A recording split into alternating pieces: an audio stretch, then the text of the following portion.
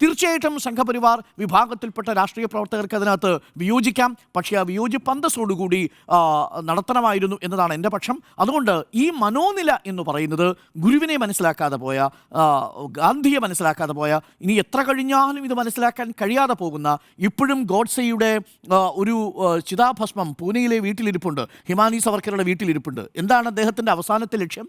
India അഖണ്ഡ ഭാരതമായാൽ അത് സിന്ധുവിൽ നിമജ്ജനം ചെയ്യാൻ വേണ്ടി മാറ്റിവെച്ചിരിക്കുന്ന ഒരു ചിതാഭസ്മത്തിന് കാവലിരിക്കുന്ന മനുഷ്യരാണ് എന്നതുകൂടി നമ്മൾ ഓർമ്മിക്കണം. ആ ഘട്ടത്തിൽ ഗാന്ധിയുടെ പ്രപൗത്രൻ പറഞ്ഞത് അദ്ദേഹത്തിൻ്റെ അഭിപ്രായമാണ്. ആ അഭിപ്രായത്തോട് നമുക്ക് വിയോജിക്കാം, ആ അഭിപ്രായത്തോട് ചേരാം. ഇതൊക്കെ ഇന്ത്യൻ ഭരണഘടന നൽകുന്ന ഒരു അവകാശമാണ്. അത് നിഷേധിക്കപ്പെടുമ്പോഴാണ് പത്രസ്വാതന്ത്ര്യം പോലെ 159-ാം സ്ഥാനത്തേക്ക് തലകുത്തി വീണിരിക്കുന്ന പത്രസ്വാതന്ത്ര്യം പോലെ നമ്മുടെ ആവിഷ്കാര സ്വാതന്ത്ര്യത്തിനും അഭിപ്രായ പ്രകടന സ്വാതന്ത്ര്യത്തിനുമുള്ള വെല്ലുവിളിയായി മാറുന്നത്. അത് കേരളം പോലൊരു സ്ഥലത്ത് സംഭവിച്ചു എന്നുള്ളതാണ് ഏറെ ഖേദകരമായ കാര്യം. സംഭവിക്കാൻ പാടില്ലാത്തതായിരുന്നു.